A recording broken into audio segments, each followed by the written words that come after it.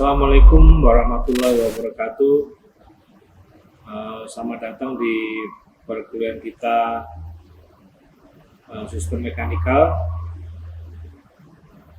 Hari ini kita masuk di minggu yang ke-9 ya, dimana kita akan membahas tentang sistem transportasi. Transportasi ini kita akan fokus di salah satu sistem, yaitu lift ya. Tapi yang lainnya kita akan bahas tidak akan sedetail daripada lift. Sistem transportasi vertikal. Suatu bangunan yang besar atau tinggi memerlukan suatu alat angkut atau transportasi untuk memberikan kenyamanan di dalam berlalu lalang di bangunan tersebut. Alat transportasi tersebut memiliki sifat sebagai alat angkut dalam bentuk yang pertama adalah vertikal berupa tangga, tangga konvensional. Kebetulan gambarnya ini gambar tangga monyet ya kalau kita di lapangan ya. Kemudian ada lift. Kemudian untuk horizontal berupa konveyor. Kemudian untuk bidang yang miring yaitu berupa eskalator. Sistem transportasi vertikal pada bangunan, elevator atau lift. Jenis elevator atau lift ada beberapa jenis, yaitu yang pertama lift penumpang atau passenger elevator. Yang kedua adalah lift barang, freight elevator. Yang ketiga adalah lift pelayan, dumbwaiter, lift barang berukuran kecil. Ini lift barang berukuran kecil. Secara teknis lift tersebut tidak jauh berbeda secara prinsip. Perbedaannya yang nyata pada interior dan perlengkapan operasional dan dari lift tersebut. Juga pada sistem pengamanan operasi yang dipasang sebagian besar sama, hanya pada dumbwaiter sistem pengamanan operasi yang lebih sederhana. Karena dumbwaiter ini untuk bawa makanan. Ini gambar daripada lift penumpang, passenger lift. Ini ada yang untuk dia punya tombol mesin itu dikeluarkan daripada tembok, ada yang di dalam, kemudian ada yang panoramik, bisa lihat keluar. Ini untuk ruang-ruang yang ada view-nya ya, untuk hotel, dia mau lihat daripada lobi hotel tersebut, bisa dilihat dari lift. Kemudian kalau kita lihat gambar lift yang di sebelah kiri ini besar ya, ini mungkin lift untuk rumah sakit ya, untuk masuk berangkat dan alat kesehatan. Kemudian yang berikutnya ini adalah lift barang. Lift barang ini secara teknis hampir sama dengan lift passenger ya, tapi dia punya rumah lift ini sederhana karena yang naik pasti juga barang ya, barang dan orang mungkin 1-2 untuk jaga supaya tidak jatuh, atau untuk memindahkan di lantai yang berikutnya. Ini biasanya ada yang 100 ton, 200 ton, 300 ton, tergantung daripada kebutuhan pemilik bangunan ya. Ada yang besar. Dan ini lift pelayan nih, dumbwaiter nih. Dumbwaiter ini untuk bawa makanan ya, bawa makanan, bawa piring kotor, atau ini kalau kita lihat di restoran-restoran yang memiliki dapur di beda lantai, kemungkinan disupport dengan lift pelayan ini. Nanti masakan juga akan dikirim lewat lift.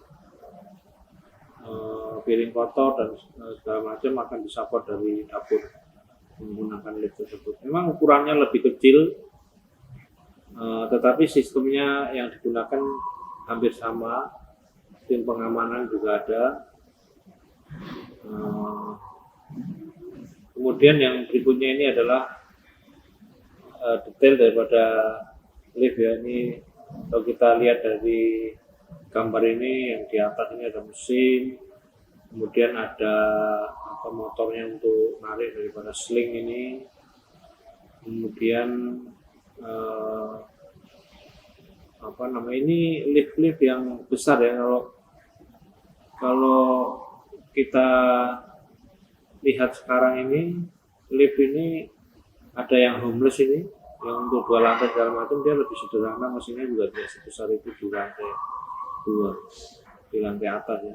Mesin memang kebanyakan taruh di top ya, karena kalau di bawah mungkin akan banjir.